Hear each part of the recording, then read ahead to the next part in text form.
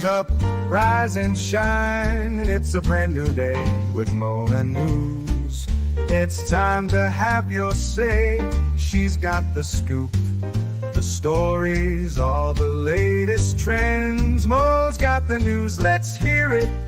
My dear friends, from politics to showbiz, no story's too small. Mo covers it all. She's got the inside call, her voice so smooth, like honey in the summer sun. With Mo on the mic, you know the news is always fun. Mornings with Mo, the best newsy news in the world. With her style so classic and her stories unfurled, from morning till night, she's got us in the know. Turn on your radio, let Mo's newsy news flow.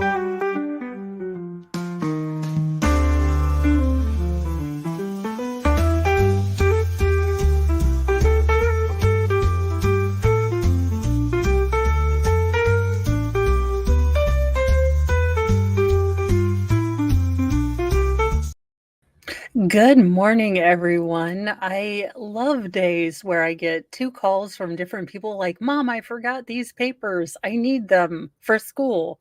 Can you just add one more stop on your way to drop off the boys? It's like, sweetie, I love you, but you are a junior in high school. I'm going to need you to remember your paperwork because I don't. I have, that all the back to school stuff that you're supposed to remember, the 890,000 paperwork. Yeah, I forgot. So we were hauling behind. Good morning, Wolfram. Thank you for all of the mod things you do. Cynthia Fire Fairy 42, good morning. Good morning, Janie J and Slinky. Well, our first news story is, I guess, the real life Better Call Saul has, been found unalive in a car. And I'm sure nothing shady was going on there. I mean, I'm just guessing, being that it was a famous, nighttime lawyer. I'm sure this has nothing to do with night court, but I definitely just want to go back and watch episodes of that now. New York City's infamous nightlife lawyer, Sal Straluzzo, who repped rappers like Foxy Brown with the underwear defense, has been found not alive in his car. I mean, he has really good hair, or had, I guess, and I like that color. I'm a little biased because I like that color blue. Salvador Strazzulo, New York's famous nightlife lawyer who faced multiple ongoing criminal cases for allegedly bilking elderly clients out of millions of dollars, was found, dead in his car in front of his parents' Brooklyn home on Saturday. The 52-year-old Salvatore, whose eclectic client roster includes celebrities in troubles and strippers suing pro athletes, also personal scandals, made him a fixture of the gossip pages. Good morning, Fraudit Wrangler and Jedi Jess. I mean, he has a good turtleneck, and he's gotten a lot of Botox, you can tell. But, he takes male grooming seriously. The cases he took on frequently involved embarrassing or bizarre circumstances, sometimes stemming from celebrities' late-night life or intoxicated-fueled exploits, which earned him his nickname in 2012 as the nightlife lawyer, while defending rapper Foxy Brown in a 2011 case in which she was facing prosecution for hiking down her undergarments and mooning a neighbor she'd been feuding with. He was prepared to invoke what he called the underwear defense if the case went to trial, i.e., his client simply hadn't put on underwear for the day. It's called the commando effect defense, not the underwear defense. It's the commando defense. I feel like, as a professional, from the Midwest where mooning is a sport, I feel like this should have been renamed. The Brooklyn Supreme Court Justice John Walsh ended up dismissing the charges of this, mooning without underpants.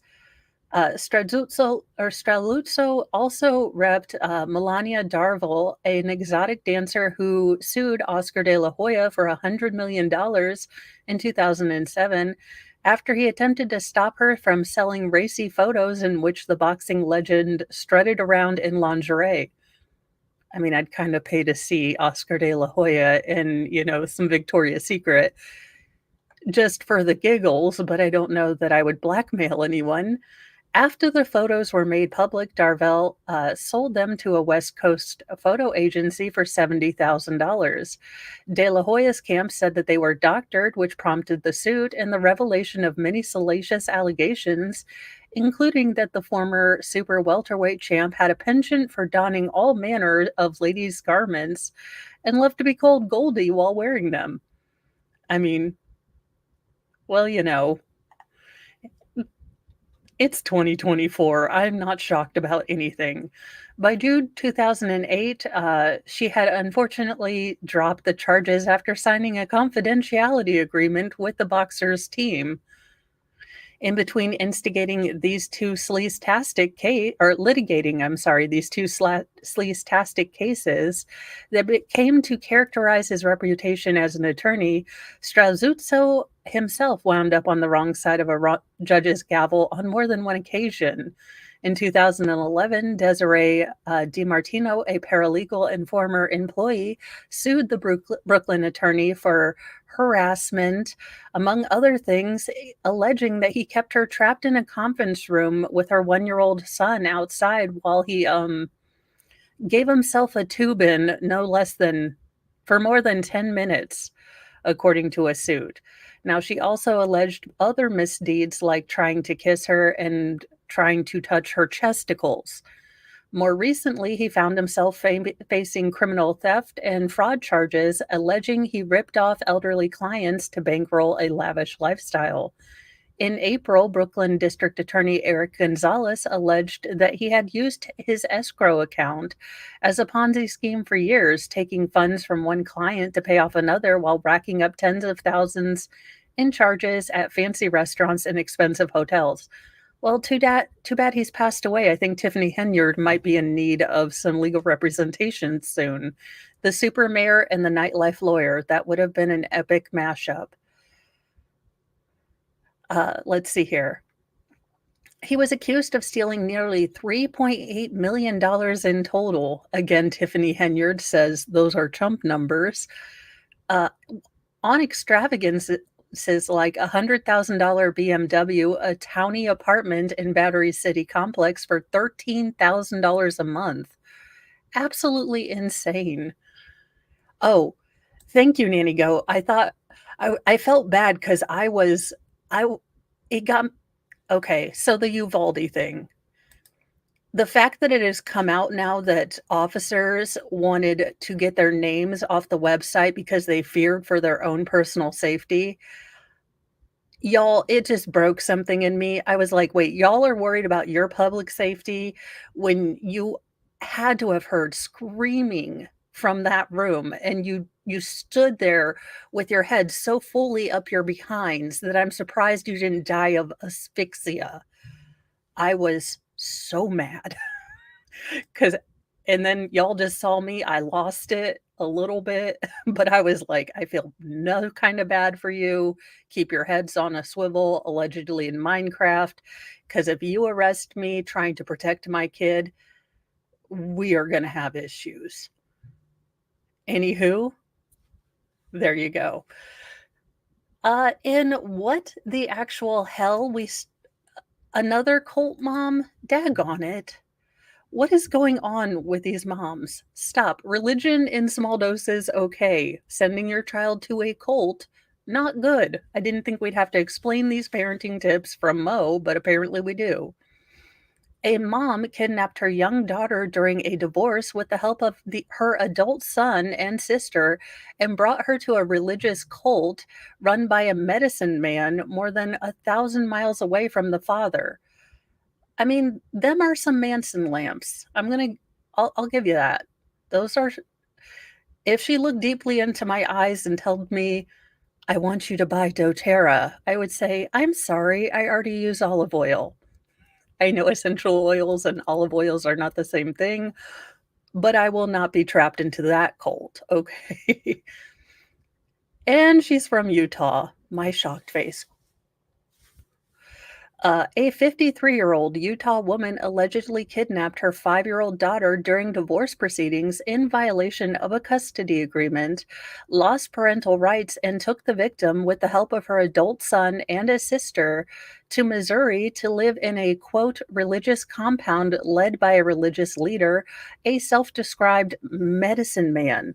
Okay, medicine man was a great, or it was magic man, but that was a great heart song. This woman is insane. You do not okay, I would love to run my own compound of inherently introverted people. We can have places where you can meet, but basically you can just be left unpeopled for a while. So it would be a commune of introverts. But I would never label myself as a medicine woman, mostly because my name isn't Dr. Quinn. Tangent finished. Kimberly Dell Davison uh, Dorlett was arrested in Buchanan County, Missouri, in mid July, accused along with her son, Jackson David, 30, and Dallas Davidson, 32, and her sister, Christine Merrill, 53, of conspiring to kidnap the child in January 2023 and concealing the victim's whereabouts through June 27th, 2024. And that's the part that I'm worried about. I am worried about this time that this woman took this innocent child to a man who calls himself a medicine man, because we know what cults are about. Cults are, can I sleep with your wife? And sometimes, in gross times, can I be gross to children? I mean, most cults are, can I sleep with your wife? Or I will sleep with your wife. You will tell me I'm great at it. And I might be gross with children. Why would you take your child to this? This is absolutely ridiculous. According to the indictment and criminal complaint obtained by Law and Crime, Davidson Drolet and her estranged husband, Lawrence, at the start of 2023, were engaged in a divorce and child custody proceedings in Ohio State Court. On January 18th, 2023, the defendant put into motion the alleged plot to kidnap their child and bring her more than 1,000 miles away to a compound run by a religious cult leader, Paul Dean, the founder of what the government described as a fundamentalist church of Jesus Christ of Latter-day Saints, an FDLS-type cult. So wait a minute. You want to take your daughter, your 5-year-old daughter, to a place where, and in very fundamentalist LDS things, they believe women have no rights, basically.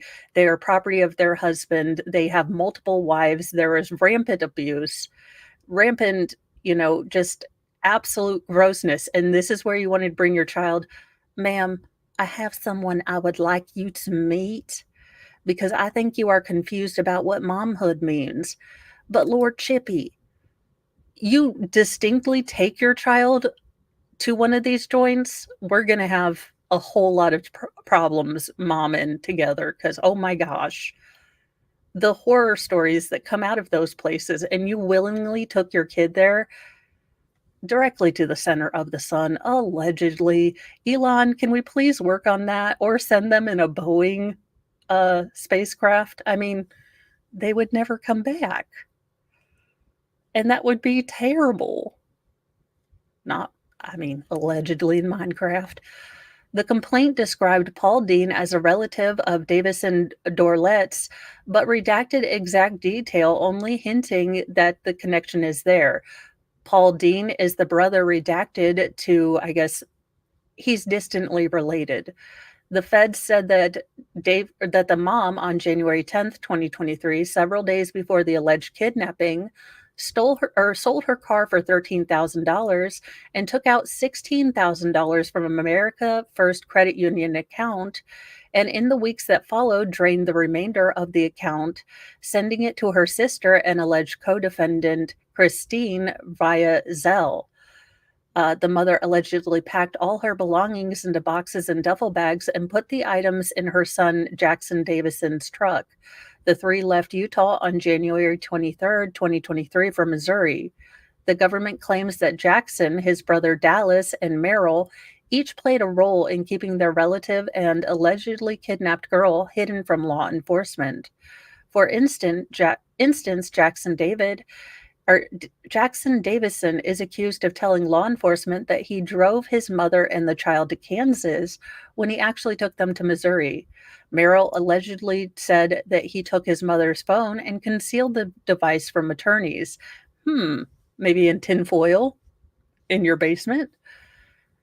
And falsely said she destroyed it when, in truth and fact, Merrill had given the cell phone to Dallas Davison.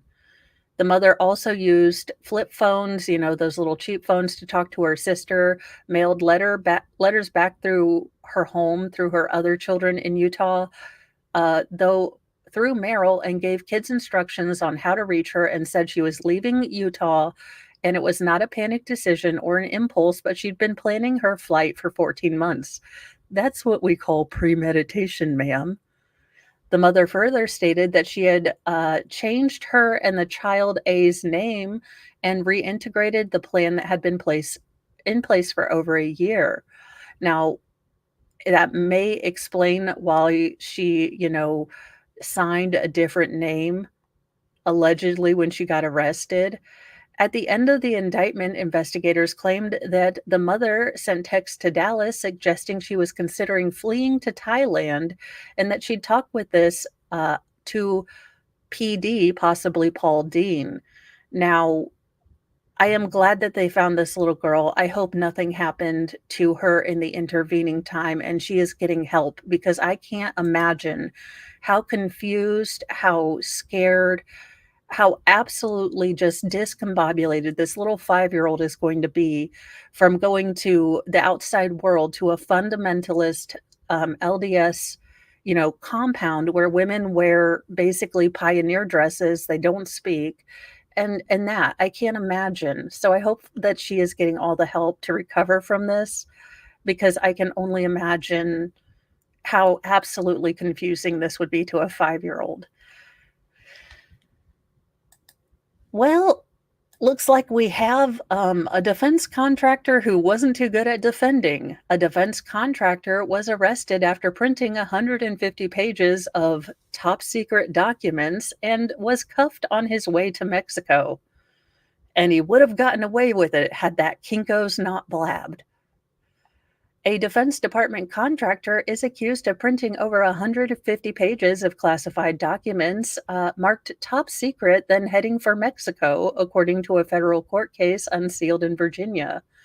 Gokhan Gunn, an electrical engineer who works with the Air Force, was arrested Friday morning as a ride-hailing driver was about to take him to the airport for a flight to Puerto Vallarta. Well, he almost got away with it. In court on Friday, Gunn appeared confused and told the judge, "This is a surprise for me, sir," according to the paper. His public defender told the court he wasn't a flight risk and heading to Mexico for a fishing trip. Sure, Jan, sure. A search of Gunn's home revealed 155 pages of top secret documents, along with most really sensitive state secrets, stacked in his dining room, sorted inside a backpack, according to court documents. I'm sure he just needed a little light reading as he was going to go fishing. I'm sure Puerto Vallarta is just absolutely renowned for its catfishing. He was going to go noodling. Y'all, as a hill chuck American, I still need someone to explain to me how noodling started, because who had the bright idea to catch a catfish with their hand? I don't know, but I have a feeling booze was involved. Now, there is no word on what was contained in the documents. He was charged with unauthorized removal and retention of classified material and could face up to 5 years in prison with a $250,000 fine. Now, the Independent did contact Gunn's public defender for comment.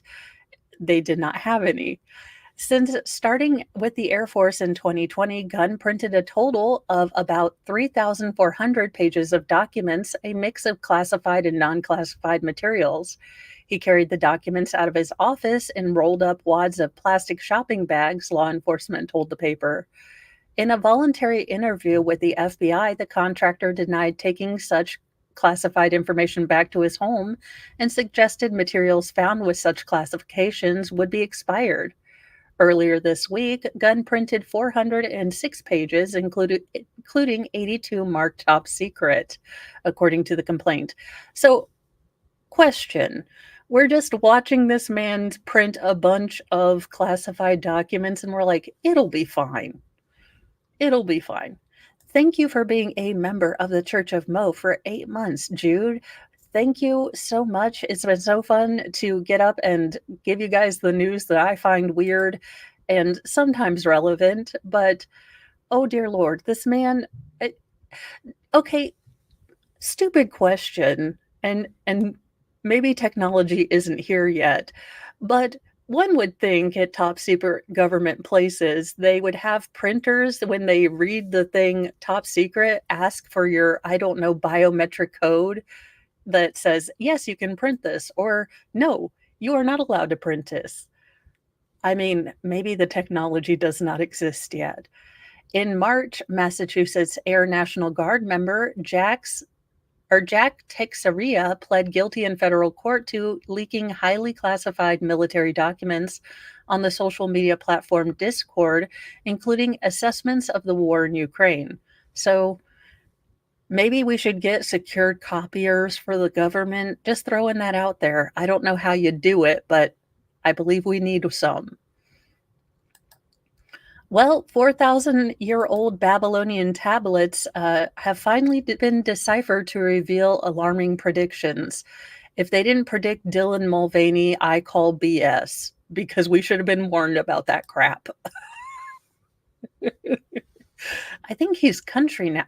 They are country now, because I think I distinctly saw a picture of Dylan Mulvaney in a flannel jacket, like a goatee paste on, and a cowboy hat.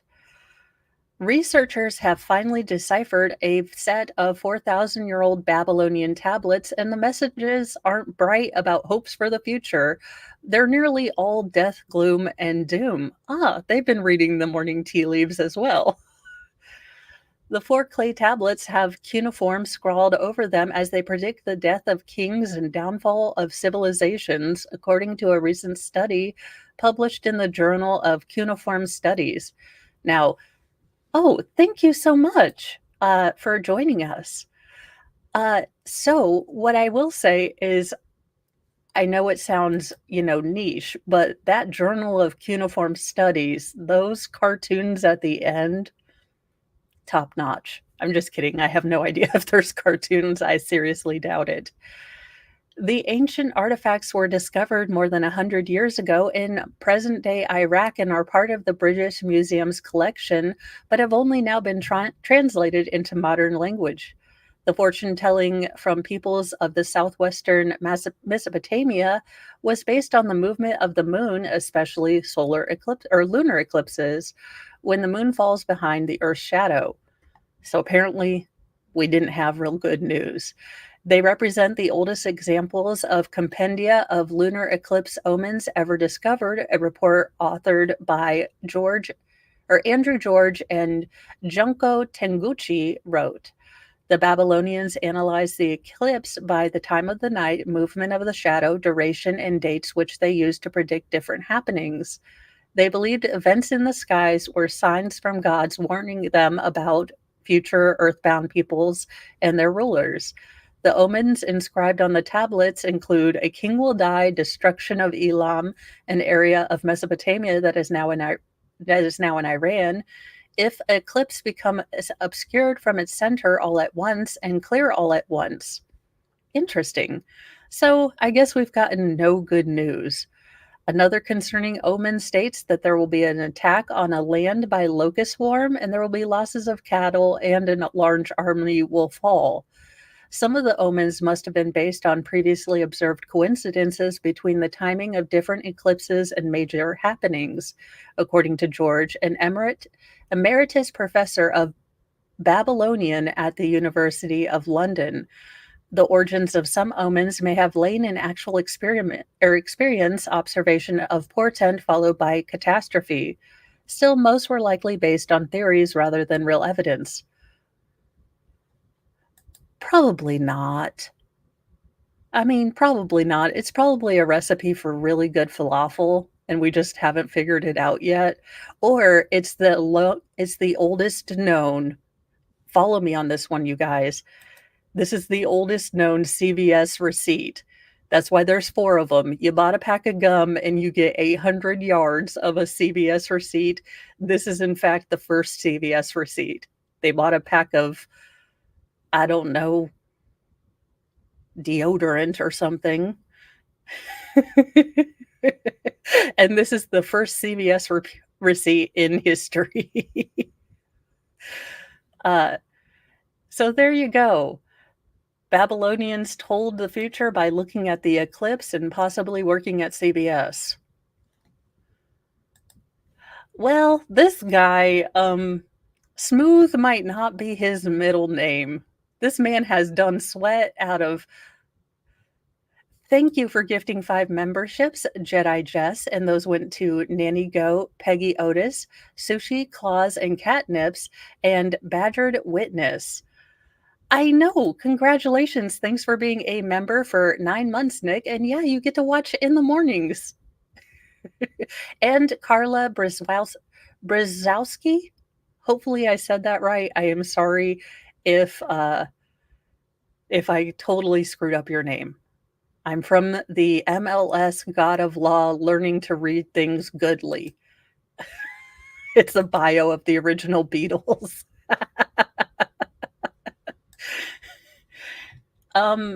Yeah, Smooth. I mean, this poor man, I tell Mr. Mo this all the time, but my youngest son has resting guilty face. This boy could not have been in the house, but if something goes wrong and he just shows up, he has resting guilty face. It's like, what did you do? Just what did you do? Yeah, so maybe he didn't put on his, deodorant spray as well as it should. An attorney looks soaking wet after he's arrested for smuggling drugs, cell phones into prisons. I mean, he could have kept all those cigarettes. He's going to need them for currency. He does look okay. Nick, I have told you this. Nancy Grace is the living embodiment. If you just imagine her purple, she is Ursula all the way. This man could be her brother, Earl. That's in the next Disney. That's in the next Disney Little Mermaid remake. Ursula's gonna have a brother Earl, and this guy is he's gonna get his 15 minutes of fame. And he's already moist, so they really don't have to CGI much. Mississippi lawyer Daniel Dale was arrested Thursday after sheriffs in Hine County said he tried to smuggle drugs, including the devil's lettuce, along with cell phones, a digital scale, cigarettes, cigar wraps, and more contraband into a local detention center. Please tell me. Okay, but then how do you get one? I mean, so was one of King Triton's parents an octopus? I mean, how do you get a kraken and a merman to get? You know what? I am sure there are depictions on a hub of some point. But I need to understand this because it doesn't make sense how we need to do a deep breakdown of how King Triton and Ursula got into their own. No, apparently he was trying to smuggle it all in, and I hope they don't say prison pocket as where he was going. True. I'm just not sure why they picked Melissa McCarthy when we had such a good one and we didn't need to CGI so much. Now, in a statement from Hinds County Sheriff's Office posted on Thursday on Facebook, officials said they charged Dale with 2 counts of conspiracy plus a trio of introduction to contraband to a correctional facility charges. Attorney Dale allegedly posing as legal counsel for some of Hinds County detainees, was allegedly smuggling cell phones and other contraband during his visitations, the sheriff's office said. All I want to say is who narked, because someone, he had a good system going and someone didn't get their cigarettes on time or their cigarillos and it all fell down. During visitation this afternoon, he was found to be in possession of several items of contraband and cell phones in an attempt to pass them to a detainee. He was detained and questioned and later charged. Attorney Dale, a trusted person responsible for the constitutional rights of arrested suspects, jeopardized the safety and integrity of the Hinds County Detention Facility and the public. God, he smells like fear, sweat, and flop. You have y'all, I know I've said it before, but fear sweat has this look, it's a smell that you cannot unsmell, but it's a different, and he is just soaked in fear sweat. It's like when I first went to confession. I'm just kidding. I was like, "Why am I talking to you? I'll just talk to God." I was not very popular in church. Who figured? Uh, there you go. An investigation is still ongoing and Dale might face additional charges. Again, where did he have all this? In a briefcase? Please say it wasn't under his moobs or, the male fupa, because maybe that's why they were in plastic, because it does get a whole hell of a lot sweaty. Can you imagine that pat down? That's why you wear gloves. An NBC LBT affiliate reported that Dale, 47, received a $75,000 bond on Friday after appearing before Hinds County Judge Johnny McDaniel. Prosecutors said when Dale came to the prison, he would pretend to be meeting with clients, but in fact, he was hauling all the contraband inside his silver briefcase. Those cigarettes are safe from flop sweat. He was found with two cell phone chargers, 4 vacuum-sealed packs of cigarettes, and 4 packages of the devil's lettuce. Well, I'm glad he took the time to vacuum seal these. BTs reported that 2 of the detainees in Hinds County Detention Center, William Antonio Harness Jr. and Marcel Cornelius Martin, were in on the alleged scheme with Dale. Dale was arrested after he was seen on video from the jail allegedly passing a cell phone and an envelope to a reported client. He was arrested in June, or Harness was arrested in June on murder charges in connections to a drive-by shooting. He also faced charges of simple and aggravated assault for that incident and had been a felony in possession of a weapon. So, no, he had it in a suitcase, but I do like that he vacuum sealed all of the things. It makes the type A, person in me really happy that he was going to ship very well. That's not my job. That is reason number 11D12. I am not a police officer. There will be no turning call for Mo. In my state, well, the state of Indiana seems to be getting all unconstitutional up in here. Lawsuits claim that Indiana unconstitutionally seizes millions of dollars in cash from FedEx packages every year. And my roads still have potholes, Indiana? I'm going to need you to step it up. I mean, if we're going to steal money unconstitutionally, could I at least have some roads that won't break my, ball joint? Could I at least have that? A new class action lawsuit accuses Indiana law enforcement of seizing millions of dollars in cash from FedEx packages without ever informing owners of what crime they're suspected of violating. Harry and Ming Chen, who run a small California jewelry wholesaler business, allege in a class action countersuit filed in Indiana State Court that the police seized over $42,000 in cash from a FedEx package en route to them from a client in Virginia. Good morning, MT Homestead.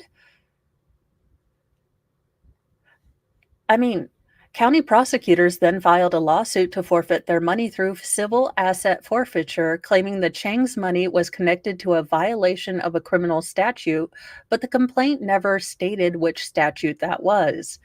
In the Chang suit, though, they say they are not the only victims. The lawsuit says that Indiana law enforcement officials, quote, exploit Indianapolis's location at the crossroads of America to forfeit millions of dollars in currency being shipped from one side of the nation to another. Now, I do have a question. I mean, can't we transfer with banks or Bitcoin if you don't trust banks? And I don't know how Bitcoin works. It's all mumbo jumbo magic to me. I have no idea. Do not come for me for any advice. If you want Sailor Moon advice with, then I'm here, but I don't know, you guys, not sure. Now, the Chang's countersuit against Marion County Prosecutor's Office in the state of Indiana was filed on their behalf by the Institute for Justice, a libertarian public interest law firm that has challenged civil asset forfeiture in several states.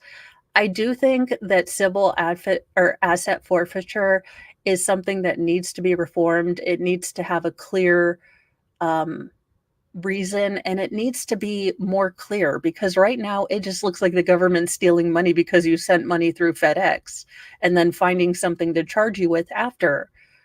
I mean, this is ridiculous, and it would be my state. Let's see. The scheme is one of the most predatory. Okay, according to the law firm that's taking on this case, the Marion County Prosecutor's Office has sued to forfeit $2.5 million in currency from at least 130 FedEx parcels in transit from one non-Indiana state to another over the past 2 years.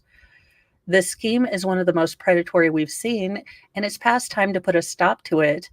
IJ senior attorney Sam Gedge said in a press release, it's illegal and unconstitutional for Indiana to forfeit money in transit whose only connection to Indiana is the happenstance of the FedEx shipping parcel or practicalities, because we do have distribution hubs in Indiana for FedEx and UPS and things like that. Under civil asset forfeiture laws, police and prosecutors can seize property suspected of being connected to criminal activity, even when the owner is not convicted, charged, or even arrested for the crime. So, theft. I mean, I'm not a lawyer or nothing, but that's kind of like, I'm the government and I'm here to steal your money because reasons. YOLO. Actually, I could probably see some federal agents basically saying that. Under civil asset forfeiture laws, there we go. Law enforcement groups say that civil forfeiture allows them to interdict and disrupt organized crime like drug trafficking by seizing illegal gains. So the war on drugs is finished now. We figured it out. We've stopped it, just like the war on poverty, which I'm sure, eliminated poverty. It seems to me that the cartels are getting stronger and you're stealing regular people's money. But far be it. I'm just a redhead on the internet. What do I know? However, civil liberty groups argue that lax safeguards and perverse profit incentives leave police to brand any large amount of cash as drug money, even in cases where there are no drugs found, and even though traveling with large amount of cash are legal. In this case, though, the IJ says that Indiana Marion County's prosecutor's office isn't even bothering to articulate which crimes the seized cash is allegedly facilitating. According to the Chang's counter lawsuit, their business sold $42,000 and some change in jewelry to a store in Virginia late January. Their lawsuit includes an image of the receipt. But when the payment was late, the buyer offered to send the full amount in cash immediately through overnight FedEx delivery. The package was routed through FedEx's massive hub in Indianapolis. The hub is the second largest in the country and processes over 100,000 parcels in an hour. At the Indianapolis FedEx hub, a Indianapolis Metropolitan Police Department officer flagged the package as suspicious and showed it to a canine unit, which alerted to it. According to the Chang's countersuit, the officer's warrant affidavit listed several packages of suspicious characteristics, such as having all the seams taped, which the FedEx website itself recommends. And several factually incorrect statements, such as the claim that the delivery did not have a signature requirement when it did. The Marion County Prosecutor's Office then moved to forfeit the Chang's cash under Indiana Civil Asset Forfeiture Statute. However, the complaint only stated that the seized currency was furnished or intended to be furnished in exchange for violation of a criminal statute, or it's traceable as proceeds of a violation of a criminal statute. The government can't identify the crime that would allow them to keep the money that we need to run our business, Harry Chang said in the IJ press release. We're shocked when we found out what was going on in Indianapolis, and we want to put a stop to it. The IJ argues that Marion County Prosecutor's Office systematically files deficient civil forfeiture actions against seized cash that has never identified what specific violation of Indiana criminal code, this things. It's absolutely ridiculous. Indiana, sort yourself out. And Todd Rokita, I am not voting you again for Attorney General. You make us look ridiculous.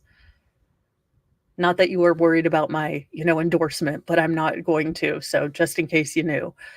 Well, that was a good retirement, but not anymore. A New York pension fund bought $75 million in CrowdStrike stake just before the global IT meltdown and faces losses of nearly $30 million. This one kind of hurts because I can only imagine the people that have been saving for their retirement, and because some a-hole financier decides to put their money in a bad thing instead of controlling it themselves, they get screwed over, and it stinks. A New York State pension fund is facing $30 million in losses after amassing a stake in CrowdStrike just before the IT firm caused a global network meltdown that sent the company's stock into a tailspin. The New York State Teachers Retirement System bought nearly 200,000 shares in the Austin-based cybersecurity company in the second quarter of this year, according to its latest investor relations report.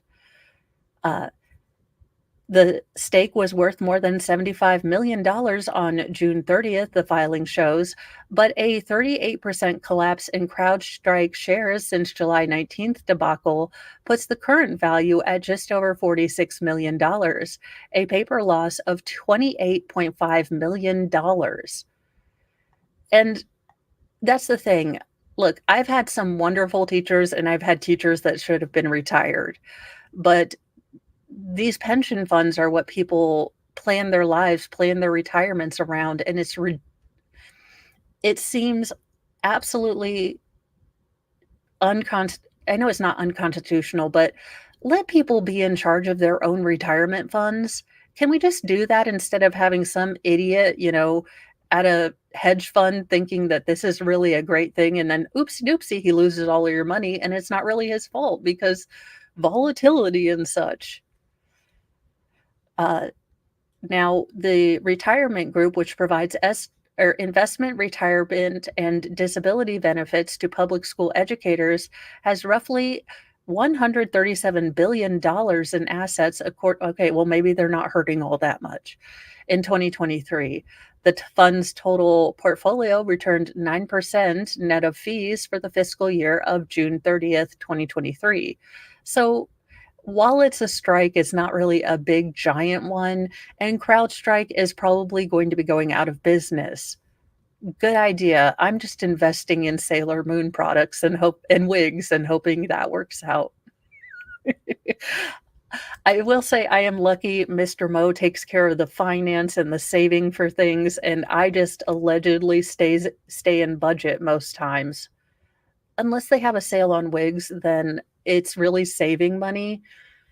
I'm getting my TED Talk together about how quad pay isn't paying full price. Join me for that in Kohl's Cash, how to tell your husband you actually saved money by spending more at Kohl's. We didn't see this one coming from a mile away. The New York migrant accused of beating the two police officers in Times Square is Surprise Pikachu face arrested again after he was bailed out. I am so shocked. This is insane. We, who could have predicted this? Miss Cleo, a migrant accused of leading the assault on a pair of New York City police officers in Times Square earlier this year, before being quickly released, was arrested again for serial theft, according to media reports. Yohenry Brito, 24 of Venezuela, was arrested Tuesday for a pair of thefts at Sephora makeup store. What the hell were you stealing at Sephora, sir? In Manhattan, law enforcement sources told the New York Post. One theft occurred in July in which Brio allegedly cut through security wires on a display case to steal fragrances.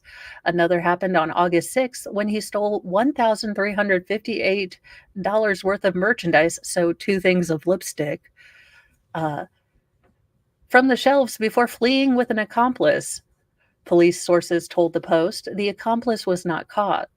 As we said from the beginning, individuals who attacked our Times Square unit brothers have zero respect for law and can't be trusted to remain on the street without causing more mayhem.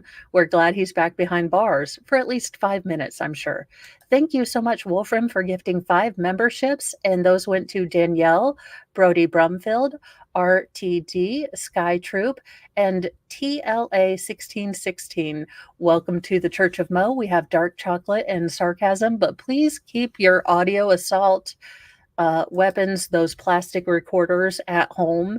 Those are not allowed. Those are not allowed. We reject those as a mom of 6. I have 2 more 3rd grade recitals with the recorder to go through, and I think that I've done enough. If you ever want to Noriega me out of my room, just get a bunch of people playing the recorder. I will surrender. Thank you, Wolfram, and congratulations for those people that got those memberships. Brito was previously arrested and released for 3 other thefts that occurred both before and after the Times Square, police gang assault. He was one of 7 migrants seen kicking and punching the 2 officers on January 27th. The migrant told the cops, or was told by the cops, to move on, and then that's when all the violence happened. Now, 5 of the accused migrants were Yorman Revion, 24, Johan Boda, 22, Wilson Juarez, 21, Darwin Andre Gomez Ezekiel, 19, Kevin Servita Arocha, 19, and they were all charged with assault on a police officer and obstructing governmental investigation and were released without bail. Bodo was later exonerated after prosecutors determined he was not one of the men seen in the video. Brito was initially released with the other asylum seekers, but he was taken back into custody after public outcry and ordered held on a $15,000 cash or $50,000 bond. So he is pending 2 misdemeanor theft cases, but he was again released back onto the streets in February when Reverend Juan Ruiz, a minister from Good Shepherd Lutheran Church in Brooklyn, put up the $15,000 bond. Well, okay, Pastor, come here. Mama Mo loves you. You're a man of God. But sometimes those among us, our lost sheep, have to learn by sitting in prison because we were being jackasses. Sometimes being kind is letting people suffer the consequences of their actions, not with judgment, not with, any sort of, thing like that. But sometimes you actually have to live with the mistakes that you've made to learn from them. Bailing this guy out is basically taking $15,000 you could have spent on feeding the homeless, helping addicts maybe with recovery, helping single mothers, helping get supplies, doing anything else constructive. You basically just took this money and burned it because this man is not at a place where he's yet ready to seek redemption because he doesn't think he needs it. After his release, Brito was arrested again for allegedly trying to steal children's clothing and fragrances from Macy's. I'm very tempted right now to put you in jail. Judge Laura Ward said in Manhattan Criminal Court. I'm telling you right now, if I learn you are rearrested for anything at all between now and this case being finished, I will order a warrant and I will place bail so high you will not get out. If you jaywalk, if you jump a turnstile, if you do anything at all, I have an and I have to issue a warrant, you will not see the light of day until this case is over. He is now being held on a $50,000 cash bond on the Times Square police assault because of the latest arrest. Pastor, come here, Mama Mo. Do not bail this man out again. Trick me once, shame on you. Trick me twice, just burn that money like Joker and it would do better, okay? Okay, greedy bloke, I am willing to listen to a wooden recorder by a professional, but a class of third graders with a bunch of recorders is an audio assault weapon. Changed my mind. MTV's Catfish host Nev Schulman says he's lucky to be here after sustaining a neck injury on a bike incident or accident. And I can say with confidence that I have never seen a single Kardashian episode and I've never watched Catfish. So this is a new person to me. I think I stopped watching MTV after Carson Daly got more wrinkles than I have. Nev Schumann, the longtime host and producer of MTV reality series Catfish, the TV show, said he fractured his neck in a bike accident last week, according to an Instagram post. Schulman, 39, said in a post to his verified account that he was hit by a truck while riding his bike to pick up his son from school on August 5th. I was alone on the impact, me and the truck, I guess, and then I guess the pavement.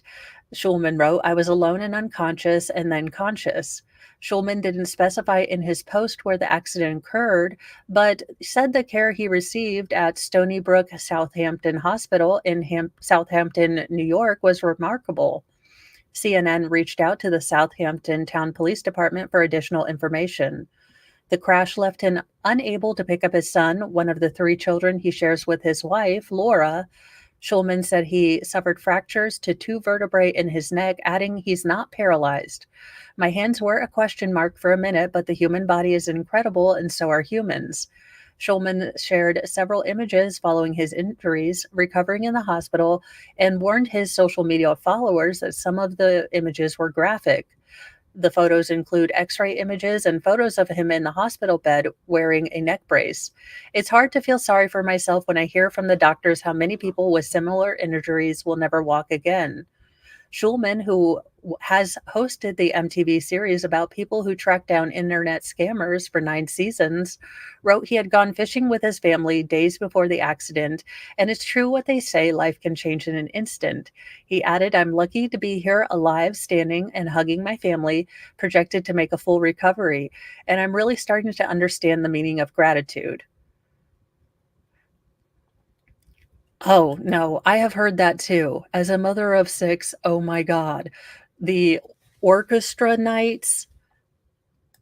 Look, I love you, and I love that little Sally has had extra lessons on her violin, but if I have to hear, Twinkle, Twinkle, Little Star on a violin again,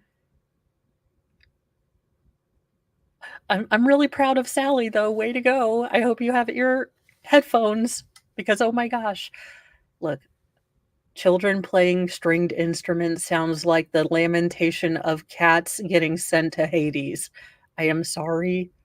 I would love to love and encourage children to play instruments, but sit in a string orchestra 4th grade recital and tell me I'm lying, okay?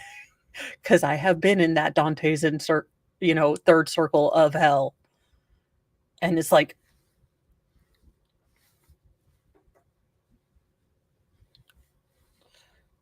no, no, that sounds perfect. That is the a new arrangement of Twinkle, Twinkle, Little Star. I'm so proud of you.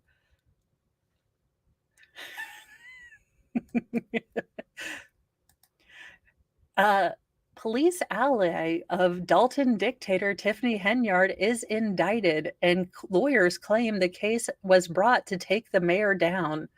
Please don't take her down, or please, please, dear God, Live stream this trial. Everyone needs it. Everyone does. It will heal America. We will all come together to make fun of the super mayor, and I think that it will heal America's wounds. Everyone, all sides, we can all just make fun of Tiffany Haynyard, and the world will heal. Top Illinois Village police official and close ally of Dalton dictator Mayor Tiffany Henyard was indicted on federal charges on Monday, though his lawyer argued that the new criminal case was only brought in hopes that his client will turn on the embattled municipal leader. Dalton's police chief, Lewis Lacey, and he was the acting police chief because the other police chief did not like the shenanigans going on. So he, I think, was ousted out of there because he didn't go with Tiffany is great, was hit with a 9-count indictment for bankruptcy fraud. There's a lot of that going around in Dalton because wasn't Kenny, her right-hand man, was also indicted on bankruptcy fraud. In other charges, he was accused of scheming to hide assets and income to trick creditors and avoid settling payments tied to a past lawsuit. The U.S. Attorney's Office for the Northern District of Illinois announced. Lacey, 61, has filed several personal bankruptcy cases in the state, including in 2019 and 2020, that prevented the courts from enforcing a settlement agreement reached between Lacey, the defendant, and the plaintiff, a 2017 lawsuit in which he still owed $43,000 of the $55,000 he was supposed to pay back, prosecutors said. Lacey allegedly made false claims verbally and in documents he submitted, including underreporting his monthly income and hiding bank accounts. Yeah, if it's one thing the feds don't like is when you try to keep, fungible money away from them. He also falsely claimed he was separated from his spouse and she didn't contribute to the amount of money brought into the home each month, which allowed him to lowball his monthly income so he didn't need to pay creditors as much, the feds allege. Lacey is a well-known supporter of Henyard, who took office in 2021 and has been the focus of endless controversies over the past year. Trustees fighting back against Henyard placed Lacey on administrative leave last week through a lawyer representing the board, Bert Oldson, but he still kept reporting to work. Now, that's either dedication or that is someone that needs to get in there and shred some paperwork. The mayor of the village and the nearby township, where Henyard is also a supervisor, were issued subpoenas earlier this year for a trove of documents and financial records as part of a federal probe. And I have just got to say this. If Lori Lightfoot is now the voice of truth in Illinois, that was not on my bingo card. Lori Lightfoot investigating anything for corruption was, again, I could have gotten a call from heaven from Miss Cleo herself, and I would not have believed that. But here you go. Lori Lightfoot, the voice of reason. This is a weird timeline. Henyard has been called a dictator by some locals and faced accusations of misusing taxpayer funds and using the police department for personal issues. Now, while Lacey's criminal case on Monday is not connected to village business, his attorney claimed his close connection to Henyard is the real reason he's indicted. The acting police chief has been accused of going after the mayor's detractors. Lawyer Gal Pitsky told the Post the U.S. attorney's actions are part of a bigger plan by the government to try to indict the mayor of Dalton, and his client was innocent of the charges. Sure, Jan. The feds only want to use Lacey to build a criminal case against Henyard. They already have Keith something or other is the name of her other right-hand man. Actual criminal justice warrior and Nate the lawyer have been doing excellent streams on this. I recommend, if you want to get more in depth with them, go look at what they've put up. The name of the guy escapes me. I know it's not Keith Oberman, but someone as vaguely annoying. They're going after certain people in the village to see who's going to turn on the mayor. Pitsky insisted Lacey was charged as a part of an ongoing federal probe, the U.S. Attorney's Office said. He could spend decades in prison if he's convicted of all the charges. And generally, the federal government does not take you into court unless they think they can absolutely win. Lacey, who acted as a bodyguard for Henyard during an event in February and even blocked a Post reporter and photographer from snapping photos of the Dalton leader, is also facing charges of making false statements and declarations in a bankruptcy case and perjury. Former Chicago Mayor Lori Lightfoot was hired to probe the village's spending and revealed last week that police costs jumped 21% since village fiscal year 2022, with police overtime jumping hundreds of thousands of dollars during that span. Now, the interesting part, thank you, HFred65, Keith Friedman, thank you. So, Nanny Goat, now, according to what Nate has said, they did try to recall her, but there was something procedurally that they did not do correctly. So, Tiffany actually won that suit that kept her in power, but they did try to recall her. Now, the interesting thing with Acting Chief Lacey is that he received more than $200,000 since fiscal year 2022 of overtime. Now, that is equal to his pay almost, but he is not part of the collective bargaining unit that gets people, their overtime agreements. So technically he should not be earning any overtime. So the fact that he got $200K in overtime is astounding. And you guys have to, if you think that things are shenanigans, watch the Lori Lightfoot presentation. It is absolutely heartbreaking. You hear, that's the heartbreaking part of this that we kind of lose in the Tiffany Henyard bombastic love to hate watcher sort of thing, is that she represents people whose mean income are about $20,000 a year, 20 to 25. And she is spending $30,000 on Amazon on the credit card. I mean, it is absolutely a slap in the face when she, I think, doubled property taxes because she spent so much to try to recoup money. She is charging and fining people all sorts of tickets to try to refill that gap.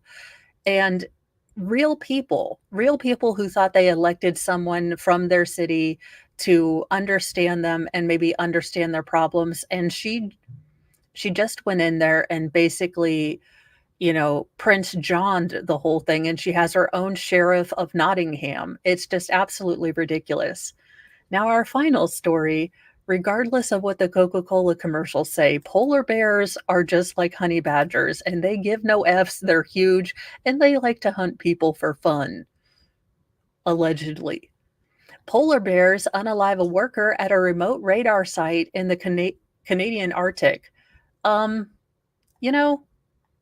was thinking about moving to Alaska, but if we're going to have some bears that don't really like me, a pair of polar bears attacked and killed a worker at a remote government radar site in the Canadian Arctic, the facility operator said, marking at least the second fatal attack since last year.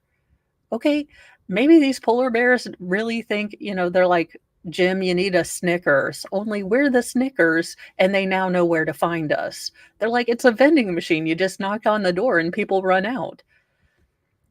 The attack took place Thursday at an outpost on Bevrot Island in Canada's far northeastern Nunavut territory at the Nasquet Corporation, a logistics corporation contracted to operate the site. An attack by two polar bears has resulted in the loss of one of our valued employees. Now, do you think that there's a triple indemnity clause on his life insurance? Like, if unalived by polar bears, your family gets triple the amount? Because I think if I was going to work up there, I would need that. Now, The employees responded to the scene, and one of the animals was not alive anymore after that. The site is one of dozens of North Warning System outposts that dot Canada's far north, forming a surveillance tripwire against aircraft incursions or cruise missile attacks. Have you thought about bear security too, though? The radar coverage spans over 3,100 miles from Alaska to Labrador in eastern Canada. Our thoughts and prayers are with the family, friends, and colleagues affected by this loss, the company said, adding it was providing more support to the victim's family and counseling service to other employees. Polar bear attacks on humans are rare, but this incident marks at least the second fatality since 2023. Last year, a polar bear emerged from the impenetrable snow squall and killed a young woman and her son in Walls, Alaska, just below the Arctic Circle. It marked the first fatal polar bear attack in 30 years in Alaska, the only U.S. state that is home to the animals. In 2018, a 31-year-old father was killed in a polar bear attack while protecting his children in Canada. That same year, Norwegian authorities said a polar bear was shot and killed after it attacked and injured a guard who was leading tourists off a cruise ship in the Arctic archipelago. The polar bear species is declining because of the disappearing Arctic sea ice. In 2021, scientists in Norway found polar bears were inbreeding as the species fights to survive. So there you go. They're mad at us. Have we talked about polar bears, safety? No automatic polar bears anymore. Please muzzle your local polar bear for your safety. And our final story, where is it? In a feat that only, Code Red Mountain Dew and the biggest bag of Flamin' Hot Cheetos could allow this band to achieve, a New Jersey man plays World of Warcraft for 78 hours and 30 minutes. I'm guessing he had a pee bottle, but I'm just gonna go with pretending not to notice that. A New Jersey man put his insomnia to good use by playing World of Warcraft for more than 78 hours, breaking 2 world records in the process. Justin O'Donnell, a Marine Corps veteran, logged into the massively multiplayer online role-playing game and played for 78 hours and 30 minutes. He was allowed a 5-minute break each hour, but used his rest time to eat and play with his dogs rather than sleep. He finished his 78-hour, 30-minute gaming session with 80 minutes of unused rest time. I got physically tired, but not so much mentally. I don't suffer from a lot of typical issues when I'm awake for so long. Yeah, because generally after 72 hours of no sleep, they can consider you legally insane because most people hallucinate and start seeing things. So there you go. He took the longest, video game in World of Warcraft. I'm sure he'll be getting an award at some point. I can only imagine where he's going to put it. But if this is his jam and it keeps him from selling LuLaRoe, I am all for it. I am all for it. Or Cutco knives. I am done for this morning with all these stories. I will be getting some newsy news nuggets up. And don't forget, tomorrow we will start a speed watch of the Samantha Wool case. It's the Michael Jackson Buono case. It's a case from Michigan. It has the, very prominent Jewish leader who was unalived on her front yard. And the story popped up, but the gentleman was, the jury was hung on a lot of the charges. So I thought it would be an interesting case to watch because I think it kind of got buried under Karen Reed and the Young Thug trial and all that. So it would be an interesting one for us to speed watch while we are waiting for the absolute dumpster fire, nuclear Sharknado with laser crazy train that is coming with the Sarah Boone case. So I will see you guys. Be on the lookout for that. And I will be back here this evening for nightly newsy news and newsy nuggets throughout the day. If there's breaking news, I will do a story on it, but I do have some doctor's appointments for the little people. So we will try to keep up with those. Bye, guys.